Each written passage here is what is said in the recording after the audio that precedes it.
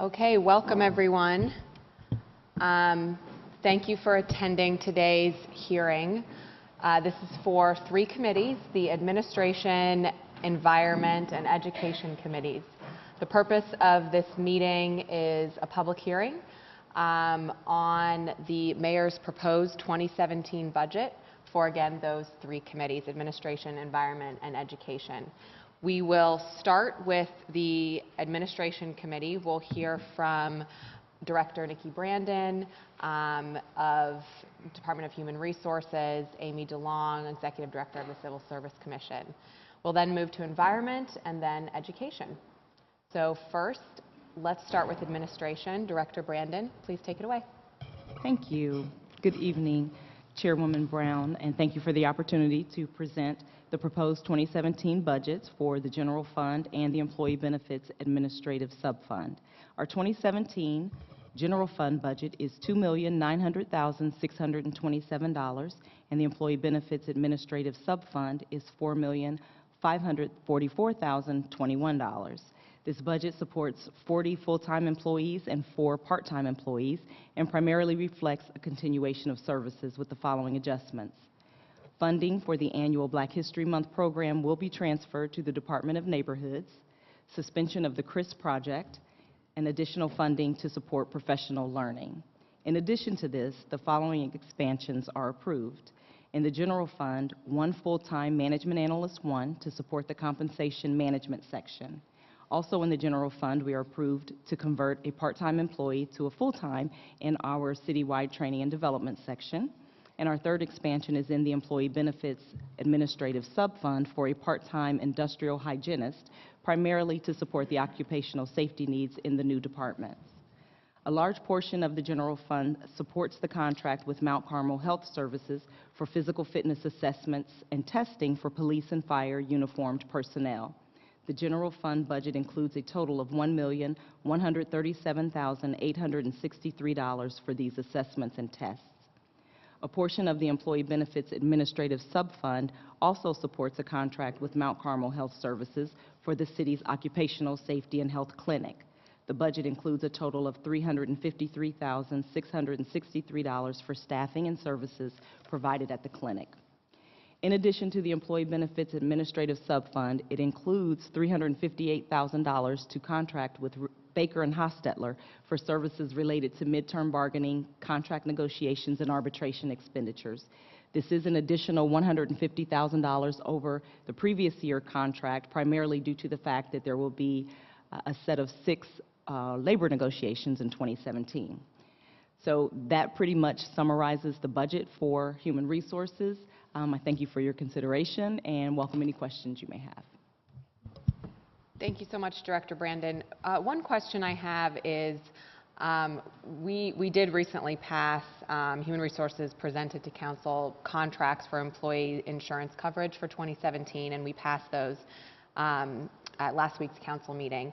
I'm curious as to how you handle the upcoming negotiations with the city's bargaining units, how they factor into those projected costs, because some aspects of the coverage depend on those negotiations.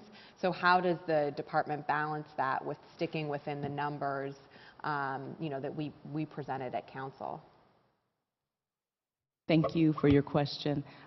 Actually, when we work to determine the amount of money that we need to appropriate for our medical coverage, we look at an 18-month utilization number. So we actually look over the past 18 months to determine what was utilized. And then we also work with an actuarial company, Aon Hewitt, who helps us project any trends.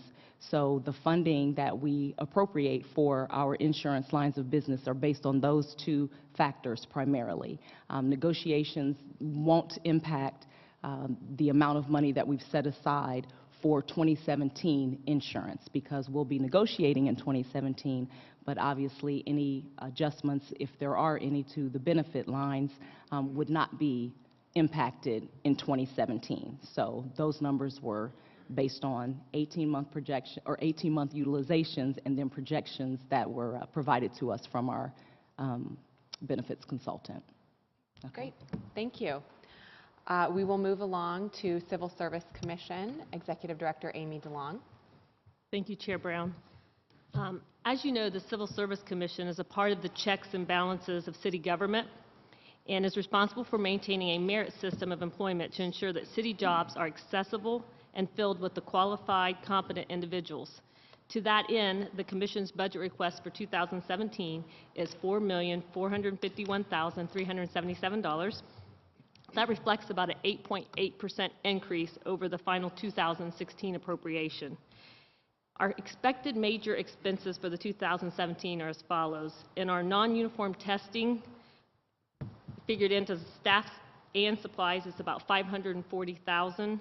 In uniform testing, staff and supplies, it's about $1,487,151, and the reason that number is so much larger than the other is we have police and fire officer testing in the same year this year, and we also have 3 promotional tests. So a lot of that extra expense this year will be for testing fire. We also have medical and psychological testing for anticipated fire and police classes, and since we're looking at having 4 classes, it's going to be around $263,000. And then in addition to that, our restoration comes out to about $279,000. With the adoption of the requested budget, the Commission will have a total of 36 full-time staff and 6 part-time regular positions to carry out the classification and applicant assessment responsibilities. And with that, I'd be happy to answer any questions you might have. Okay, great, thank you. I also want to thank you for, on Friday, hosting us all here in Chambers for the Restoration Academy graduation. You did an excellent job, Tarika did an excellent job, and obviously the graduates are really the ones who excelled. So that was, it was an incredible afternoon. Definitely one of the highlights of my year on council, you know, being here to see them earn that graduation. So thank you for that. And I actually have a question related to Restoration Academy. Just sort of, I'd love to hear from you. Their budget has remained relatively flat for that. Do you have thoughts on any possibility for expansion, or you know, what's your kind of dream vision for Restoration Academy over the next 3 to 5 years? And are there limitations to that, and how can council help in that dream vision? Yeah. I think for Restoration Academy to be successful, we have to have that private partnership, and I think we're going to be able to accomplish that. I think the new CEO, Lisa Pat McDaniel, that's a part of the new Workforce Development Board, not new, but the split between COWIC and the Workforce Development Board and COWIC, I think has that vision, and I've had some great conversations with her. I think this year we'll find that the program is going to be flat again, while we really work to develop that and get additional partnerships with some of the larger corporations that we have, because we're really going to need funding from the outside sources. We're really going to need to get some grant funding that we can count on, and there's a lot of things that I don't think when we've granted that money that we've really touched in terms of getting those grants and additional funding that we need to get in. And I think her expertise in working and previously in workforce development and at the Department of Development at the state level has those contacts that are going to be able to help us build that program to where it needs to be and actually have it ran by one of those partners. So I think in the long run, it probably won't be a city. I think we'll be a partner with that group. But I think that's really what needs to happen. I mean, I really enjoy the program because I like to see the successes of those people and hear the stories and the accomplishments and how they've overcome, you know, the things that they've gone through. But I think ultimately to be successful, we really need to get that partnership going. That's great. Thank you so Thank much. you. And please just know that I, along with every single one of my colleagues, are ready and willing supporters, partners, whatever's needed to continue to expand the program and ultimately really the mission of the program in whatever form it is best. So thank you for all your hard work over the years. Thank you so much. My last question is about diversity and inclusion efforts. How does what civil service do complement what's happening at the new Office of Diversity and Inclusion? Well, we have a lot of different things that we're working on, and actually Director Francis and I are meeting again. after our next academy, so it'll be not tomorrow, but the following Tuesday, to talk about that. I think some of the things that we're doing right now are stemming really in our safety forces. We are working hand in hand with our police and fire recruiting staffs to do some different things. I think a lot of times people, I don't want to say blame, but say testing is the reason why we're not getting the diversity that we need. And the thing that I can say, when I look at the statistics in our testing area, if we bring in 100 minorities and 1,000 Caucasian white males, which is kind of where I fall in that line, when you go down through all the steps in the process, whether it be showing up for the test, taking the multiple choice part, the background removal standards, and go down through, we still have that same percentage at the end when we get the folks on the list.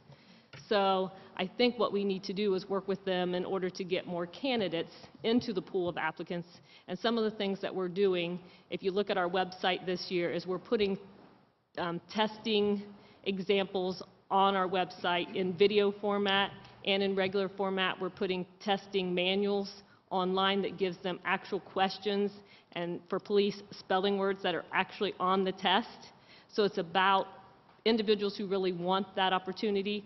The information is there for them to be successful, and I think we've done a lot with police over the years, and we're now taking those same things and putting them in line for fire. And we've got great support from fire right now to do those individual things. But the one thing I think they're really doing a good job in that we're able to support the recruiting is they're actually having events that are leading up to it, talking about what it's like to be a police officer and firefighter. And while they're doing those expos or fire-ready events, civil service is being involved in the testing process, so people aren't surprised when they get to the testing part or the physical capability part, which I think in some cases people view those occupations like they see them on TV, and they don't see the hard work that goes into getting into those positions. So actually getting people more informed and ready is one of the things we've been working on. One of the things we're hoping to drive is getting into our schools at a younger age and working with different groups within the schools to have a pilot program into, I guess, through high school, so we don't have individuals that are automatically removed from consideration because of their background standards. Mm-hmm. For fire, you can enter as early as 17 and a half, but police, it's 21. And so we don't want people to be unaware that if you've done any of these certain items or these events, or you have bad driving records or things, that you know that up front if you're really interested in those occupations. So right. A lot of different things and more to come. Fantastic, thank you. Well, that concludes the hearing portion on parts of the budget that are related to the Administration Committee. I want to, before we move on to environment, I do want to thank Directors Brandon and DeLong. I think that the Administration Committee doesn't always get a lot of glamour, but you truly make this city government work. Local government is really a people-centered place. And if we didn't have our firefighters, if we didn't have our police, if we didn't have our code officers, if we didn't have our people, we wouldn't be able to keep our city safe, to pick up the trash, to keep our city beautiful. And you all make that work. So thank you so much. And I appreciate you being here to give the overview. So next we will move along to Environment Committee. Again, to go over the portion of the Mayor's proposed 2017 budget as it relates to environment initiatives. We will start with Jonathan Lee, who's Assistant Director of the Department of Public Utilities, and then we'll move along to Stephen Wenzel, who's Assistant Director of the Department of Public Service. So, Assistant Director Lee, the floor is yours. Good evening, Councilmember Brown. Thank you for allowing me to present the Department of Public Utilities 2017 operating budget. Our combined budget totals $613 million and supports our Director's Office, Division of Water, Division of Sewers and Drainage, Division of Power, and our Stormwater section. Tonight I won't be discussing all of those major divisions. I wanted to highlight our budget in the Office of Environmental Stewardship that's located in the Director's Office. and to also highlight some of the important programs and initiatives the office will be engaged in during 2017. The office was established in partnership with the Solid Waste Authority of Central Ohio, known as SWACO, in 2005, and at that time, the Green Team was formed, which serves as an advisory role to the City of Columbus, which is made up of 40 subject matter experts, community leaders, and business leaders, and as well as a representative from the city's departments is also assigned to these Green Team meetings. The Green Team is further made up of working groups to invest additional focus on a variety of projects and policy. And attendance at these group meetings spans beyond the membership of the Green Team to also include interested parties. And City of Columbus Council established the Environment Committee in 2014, and so all of our relevant legislation is funneled through the committee for consideration. If you look at the Office of Environmental Stewardship in 2017, we are proposing a $428,000 budget, and of that, $130,000 is from the SWACO grant. The grant covers a portion of personnel costs and as well as materials and supplies, and on the personnel side, it will cover the cost of 3 full-time staff. We have an environmental steward, a policy advisor, and a green spot coordinator. And the city's appropriation towards the grant match will be before Columbus City Council and the Environment Committee for consideration in 2017. Just a quick breakdown of the supplies and services budget. It includes several dollars for our Green Spot Backyard Conservation Program, Green Spot Materials, and our Branch Out Columbus program, also dollars for our Food Waste program. Our supplies and service budget enables the office to hire contractors and interns, sponsor events, and also conduct pilot programs. We have a great relationship with the Ohio State University and partner with their Environment, Economy, and Development Sustainability program, where we share expenses 1-for-1 of hiring 4 students for 12 weeks during the summer. As I touched on, the majority of our expenses are related to the Green Spot program, which is our main outreach program, which provides a place for community members to make pledges to conserve energy, conserve and protect water, and reduce waste. Households, businesses, and community groups can get involved by registering online, and participants receive educational information as well as incentives such as low-cost rain barrels. There are also currently about 15,000 members to date, and our goal is to increase this membership to about 20,000 by 2020. The program also includes Green Spot for Kids, which helps educate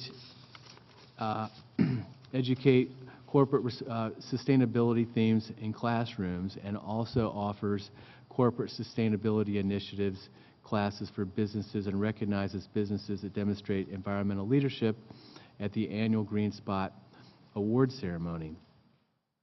Councilmember Brown and members of City Council, thank you for the opportunity to summarize the Department of Public Utilities 2017 operating budget and the budget of the Office of Environmental Stewardship. I'd be happy to answer any questions.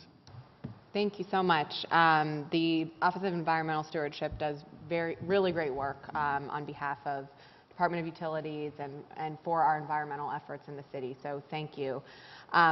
Just one question about one of the programs you highlighted, the Green Spot program, which is a really accessible program, which is part of what I think makes it so effective. And I was at an event with Dave Celebrezzi the other day, and he was bragging about the numbers, the gallons of water saved, and there were audible sort of cheers from the audience, or sounds of approval, if you will. So thank you for the work that the office does on that. You said that we have 15,000 members and we'd like 20,000 by the year 2020. How do we go about scaling up to that 20,000 goal?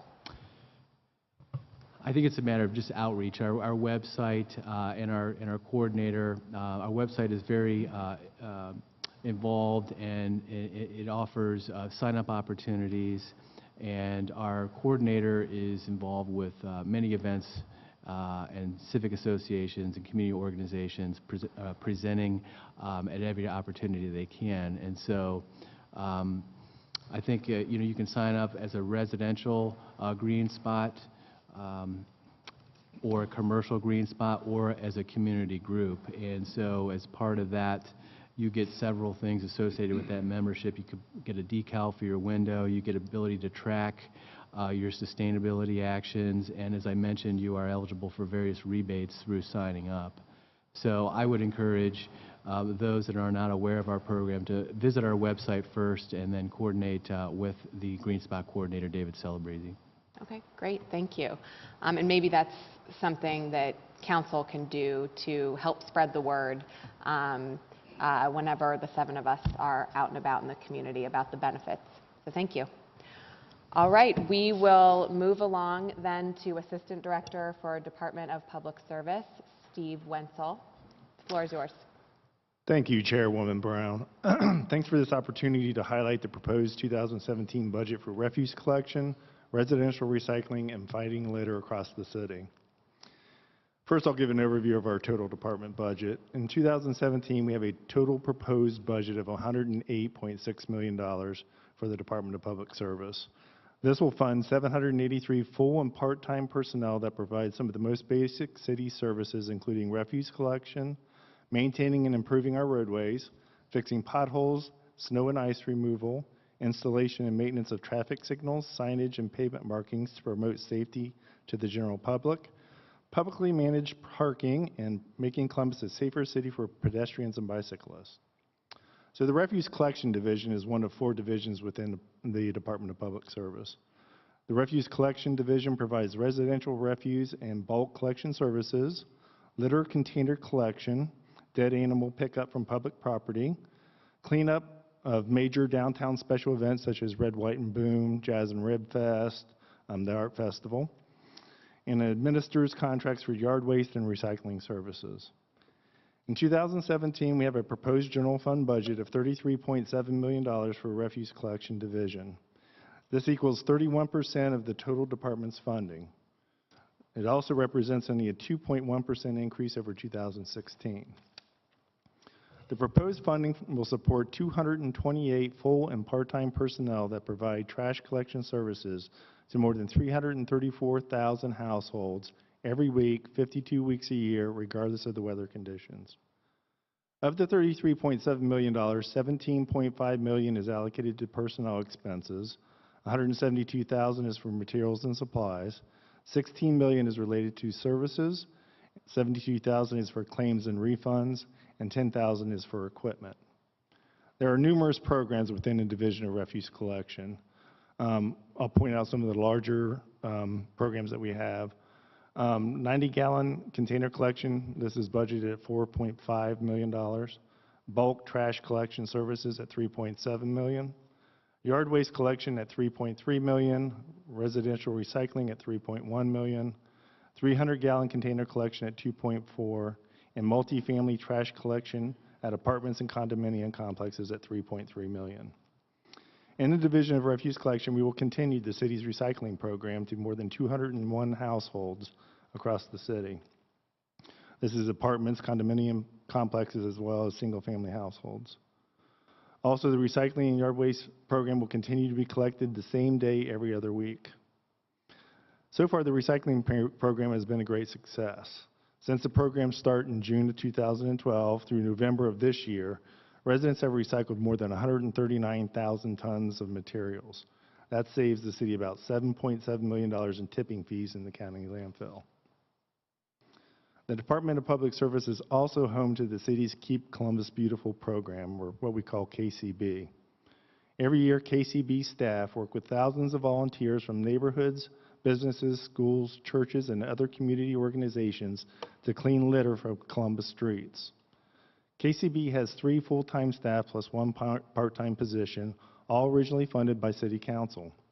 In 2016, KCB has worked with groups to organize 482 litter cleanup and beautification events.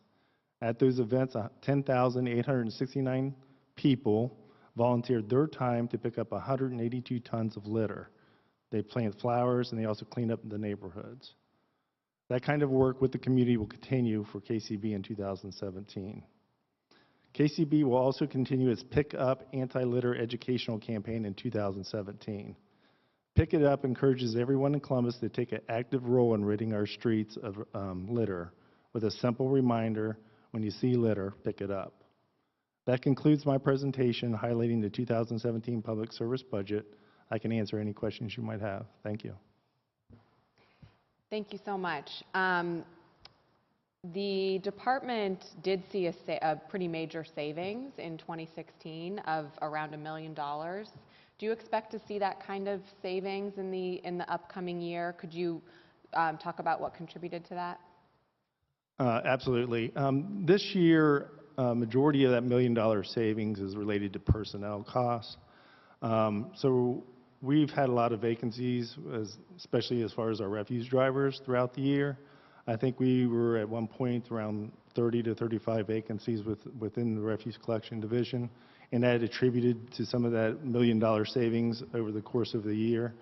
I think that's a higher than normal year for us. Typically, I think we run around 20 vacancies throughout the year of refuse drivers and other personnel within refuse collection. Next year, we kind of built that into our budget. We have increased our vacancy credit to, I believe it's 7.5%, up from around 5.7% last year. So that will kind of compensate for some of that vacancy that we're seeing. So the savings will be smaller.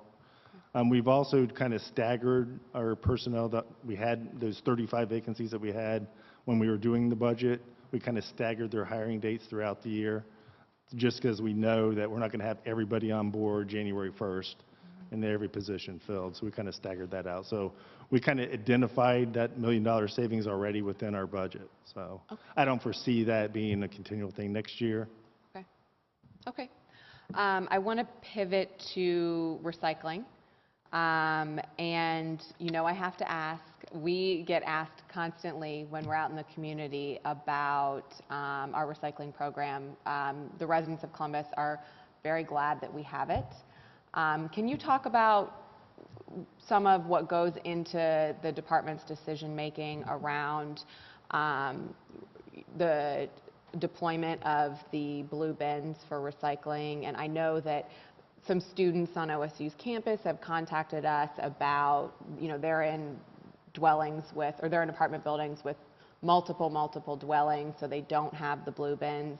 Can you talk a little bit about that and how in your budget you have tried to get to as many households as possible, knowing that we still have more work to do to get to every Columbus resident who wants to recycle?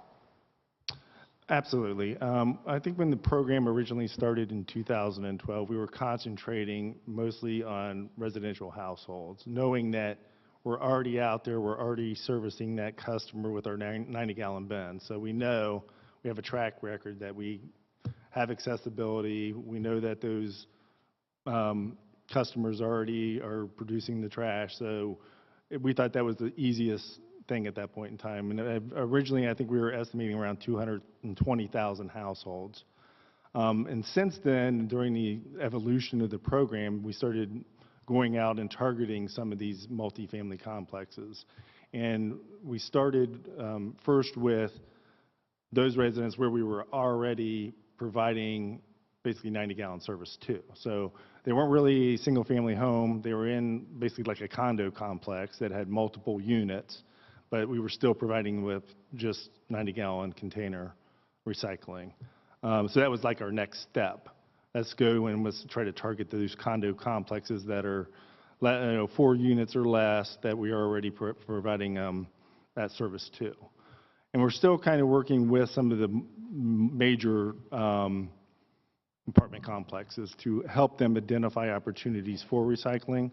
I know one of the programs that we were looking at was partnering with SWACO to put some of the big dumpsters like they used to have at a lot of our fire stations to actually redeploy those and maybe into apartment complexes to look at encouraging recycling within those apartment complexes. So we've been reaching out and we've been trying to identify additional opportunities where we can reach out and try to get to some of those residents that don't have the service available to them now. Thank you. And Yes. I know that we have We have recycling drop points at various parts of the city too. Do you think we have pretty good coverage of the city in terms of how those are, or does SWACO technically run Yeah, those? currently SWACO, that is SWACO's responsibility. I mean, we do partner with them because a lot of the locations that they place the containers at are city locations, like the fire stations, some of the police substations, things of that nature. So we do encourage them to keep those out there and keep those deployed. But I know that it's a dynamic situation for them because they're always looking to get the sweet spot, for lack of a better word, to get the cans in the places where people are doing the most recycling. So I think the program is working well. I know they're scaling back a little bit because they're not getting some of the recycling in some of the areas, but I think they're trying to get the right fit in other areas too. Okay, great. Well, thank you so much. So thank you to both Assistant Director Lee and Assistant Director Wenzel for your overview of the portion of the budget that relates to the Environment Committee. And I appreciate the hard work you do to keep our city as green as possible for our future as well. So thank you. Next, we will move along to the education portion of our hearing. We will hear first from our Department of Education, our Director, Rhonda Johnson, and then I am really excited that we have two guests here who will provide a community perspective around a lot of the incredible efforts that our Department of Education is doing. Again, this is related to the Education Department's proposed budget within the Mayor's 2017 proposed budget, and primarily that focus is around pre-kindergarten efforts. So with that, the floor is yours, Director Johnson. Thank you, Chair Brown, and thank you for the opportunity to present to you the proposed 2017 budget for the Department of Education. Our mission is to promote and encourage public engagement in education issues, recommend policies, procedures, and legislation relative to public education, and to implement the recommendations of the Columbus Education Commission.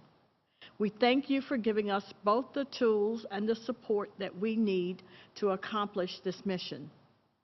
Our total proposed appropriation for the Department of Education for 2017 is $6,382,457. This amount represents an increase of 1.2% from our 2016 budget. The majority of this funding, $4,731,325, is for Early Start Columbus, our pre-kindergarten expansion program that provides direct support to high-quality providers to educate our youngest residents. As you know, Mayor Ginther's vision for America's Opportunity City is that every 4-year-old in Columbus has access to a high-quality pre-kindergarten education. An investment in early childhood development, especially for disadvantaged children, helps prevent achievement gaps, reduces the need for special education, increases the likelihood of healthier lifestyles, lowers the crime rate, and reduces overall social costs.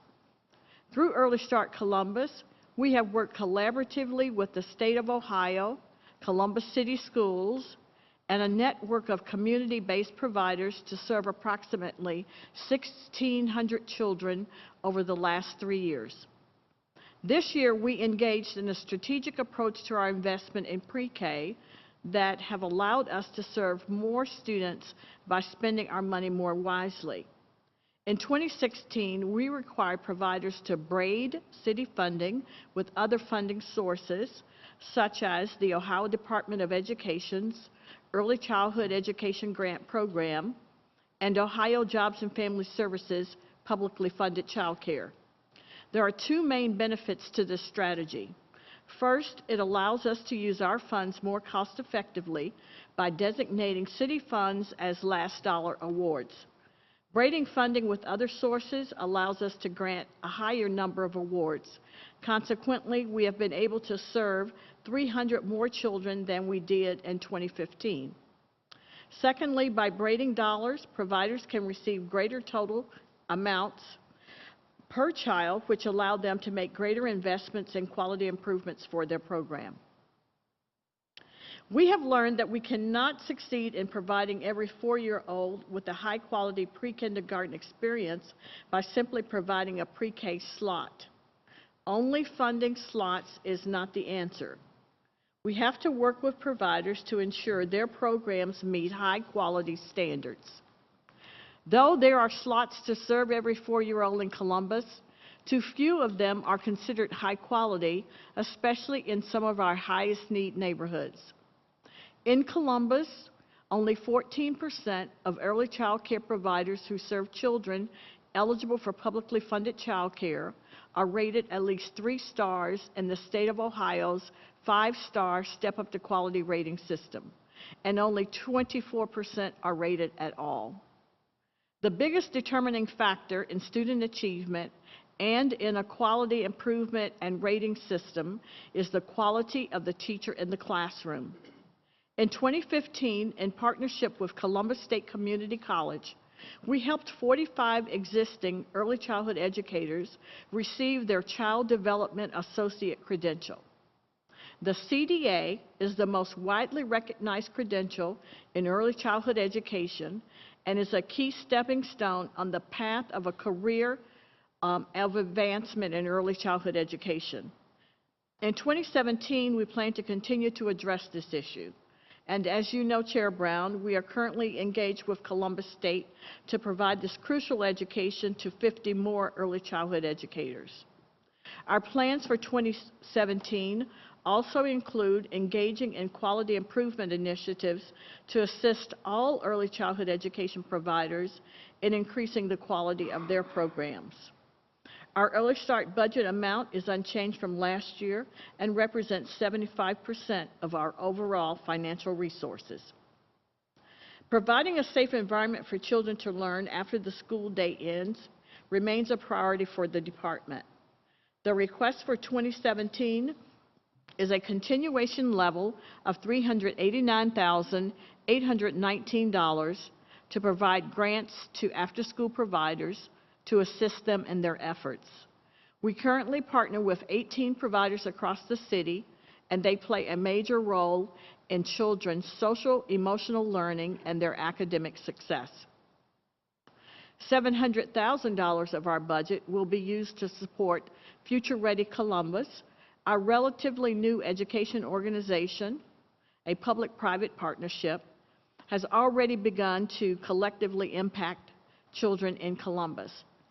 Future Ready's work is centered on 5 goals: increasing the percentage of children ready for kindergarten, providing comprehensive social emotional learning guidance and support to their partners, helping families navigate resources, expanding workforce readiness pathways, and building a robust data infrastructure.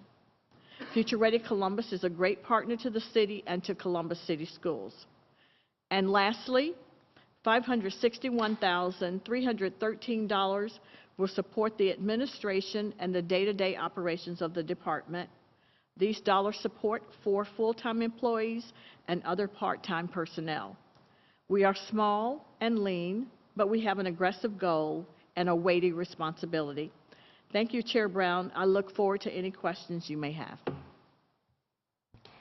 Thank you so much, Director Johnson. I have a couple now. I want to hear from our guest speakers, and then I may have a couple following that, too.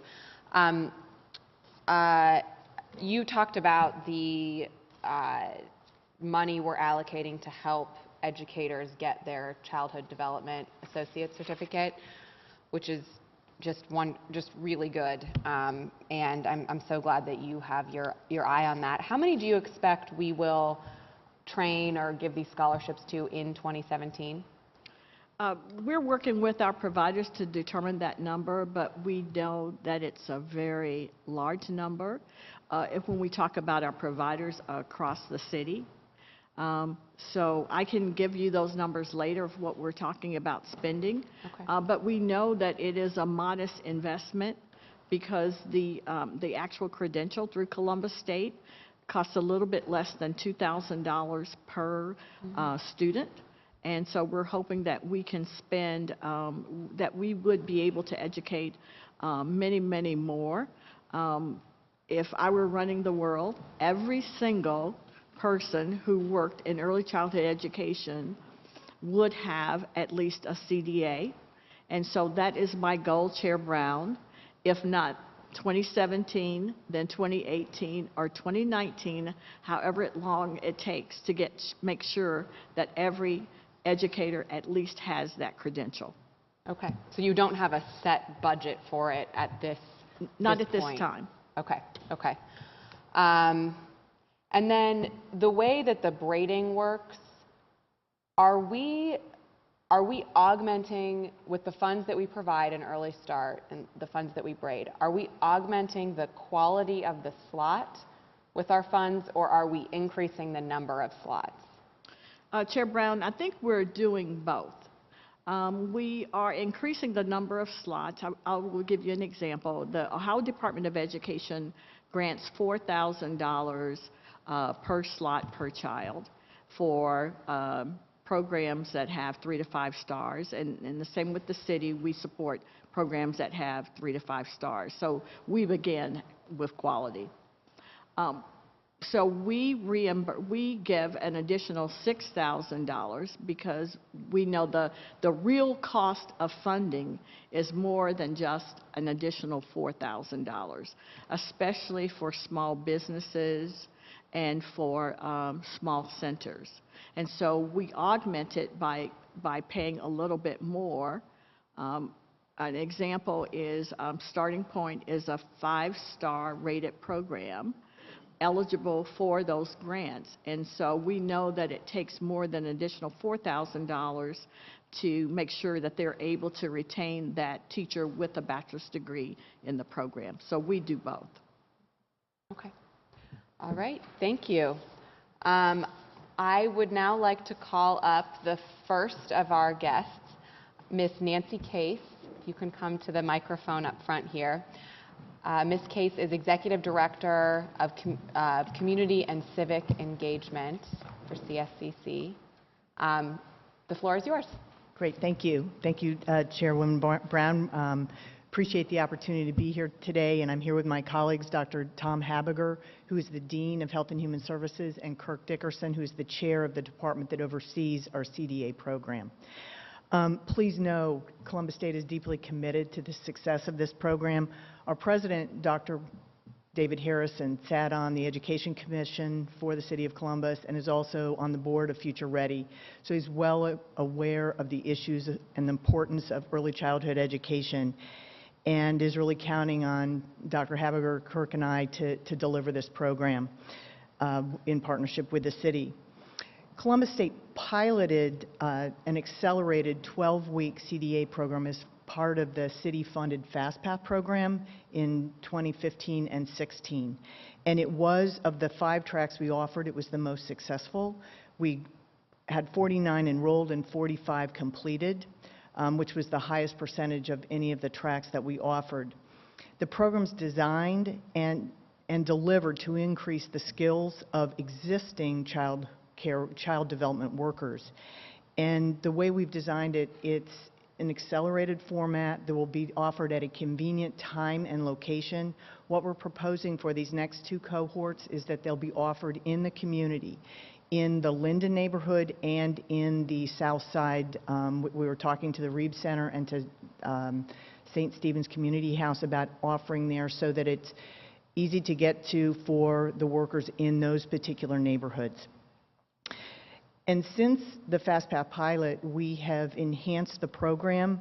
Students now that will complete this round will actually earn 9 college credits. It's the equivalent of their first semester of the Early Childhood Development Associate's degree, Education Associate's degree. And so it puts them on track to continue. We hope and would love to see them come back to the college to continue. As Director Johnson pointed out, that the quality of education depends on the quality of the teachers, and the more education they have, we believe the quality of the centers will improve. So that is certainly our hope, and again, thank you for your time, and welcome any questions you would have. Thank you so much. Thank you for your commitment to doing this work and your partnership with the city on all kinds of levels, but apropos of today on educating our educators. So the existing, the program as it's designed now, as you said, is designed for existing childhood development educators. Is that a pre-qualification? Does someone have to prove employment, or that's just the recruitment base?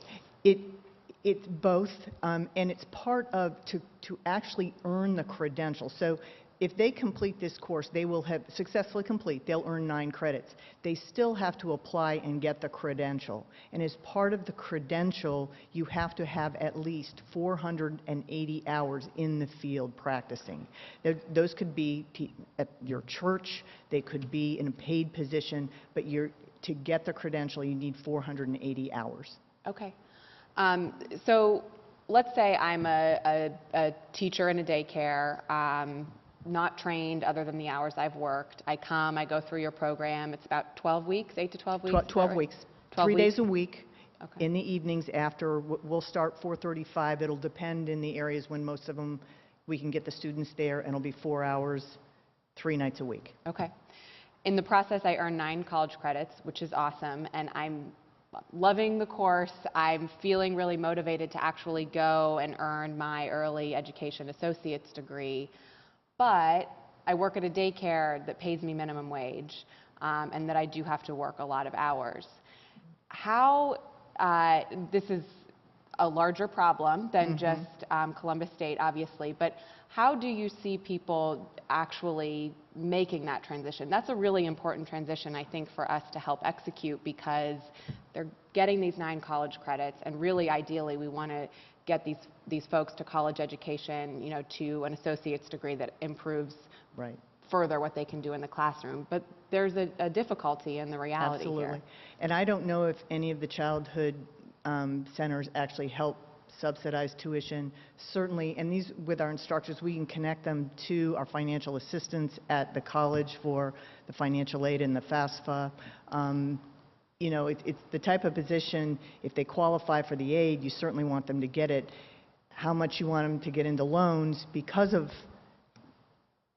how it's a lower paid job. To pay back those loans could be difficult. So I think that those remain a challenge. I don't know, Tom, Kirk, do you have any other, I mean, as far as the financial, I mean, financial aid, our office does work with all students, but it remains a challenge.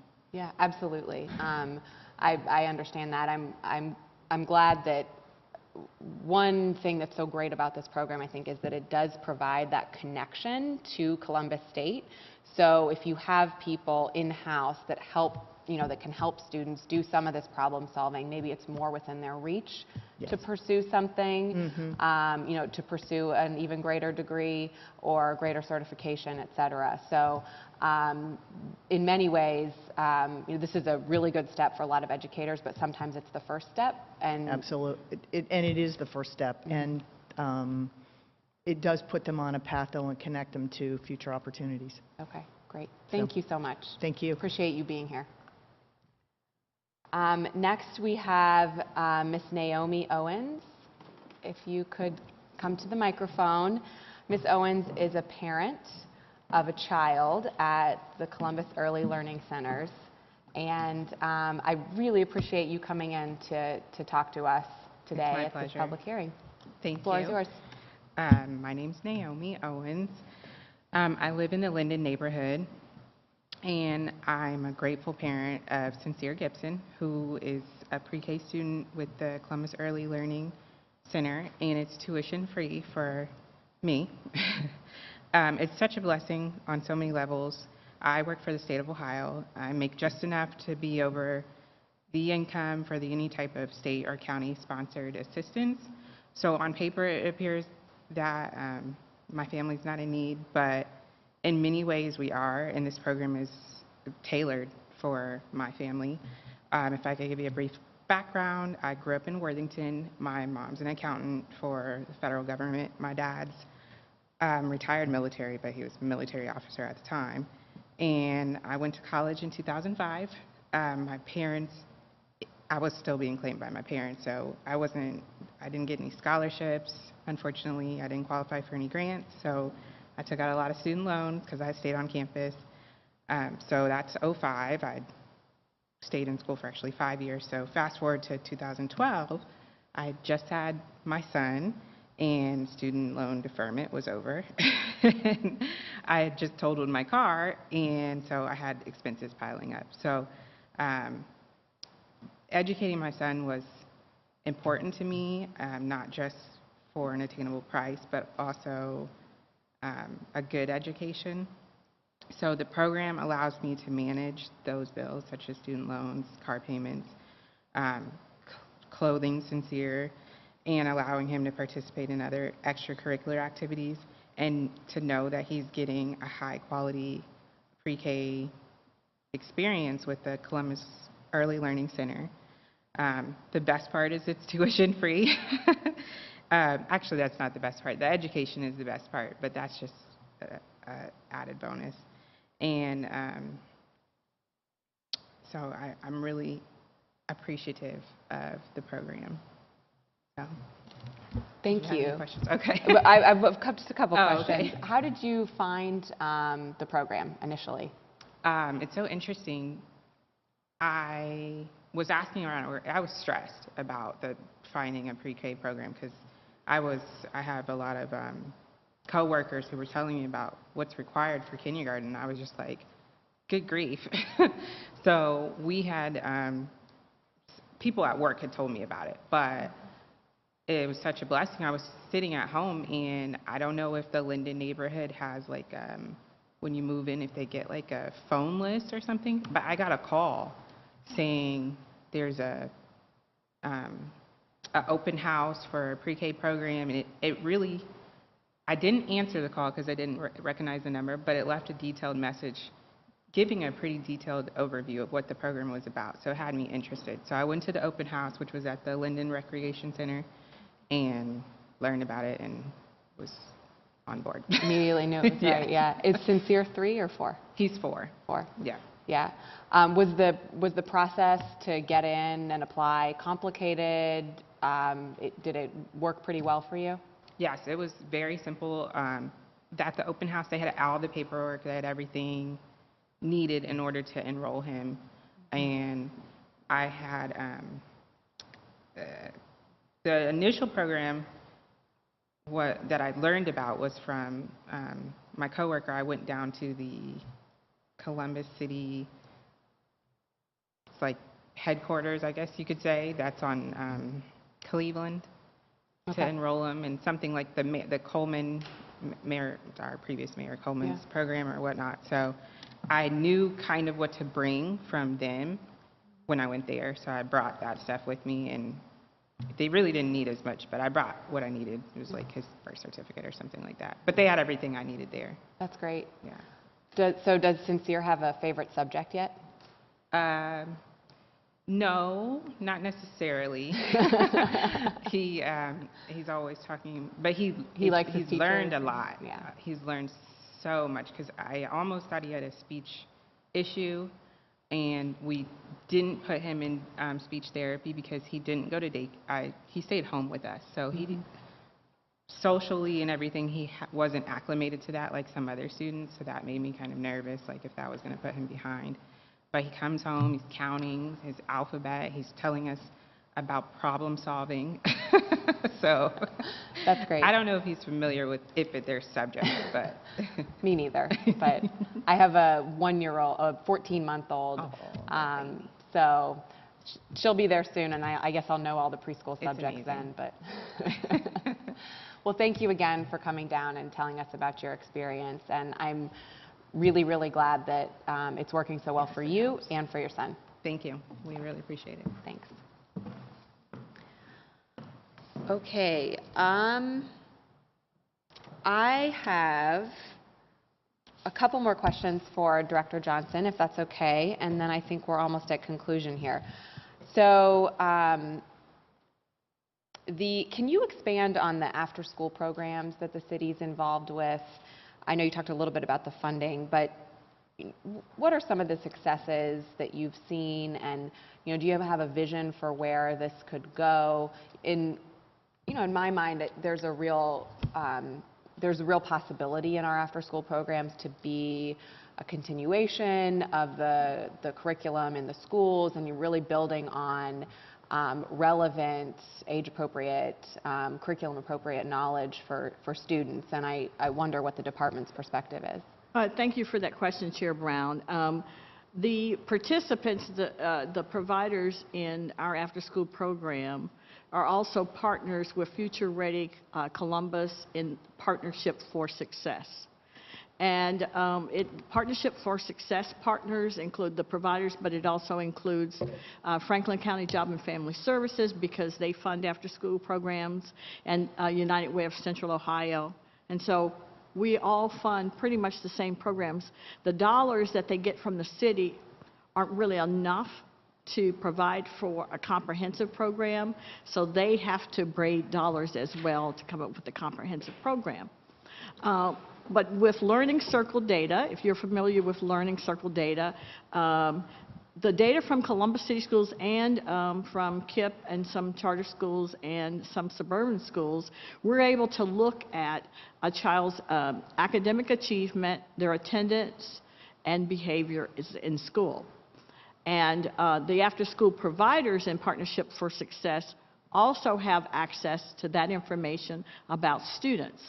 So if we have little Matt, who's in school at Woodwood Park Middle School and goes to the Y that's located on Carl Road, those entities can come together around Matt and make sure that what's happening in after school is supporting what's happening during the school hours, whether that's around social emotional learning, whether that's around academic achievement, or making sure that the child is able to get to school. So that's going to be a powerful partnership. There was a pilot a couple of years ago. We have all of our partners participating. Our partners give us a continuous improvement plan about how they're going to serve children after school and how they're making connections with their in-school work. Okay, great. Thank you so much. Well, that is all the questions I have. So that concludes our education portion of the hearing, which concludes the full hearing.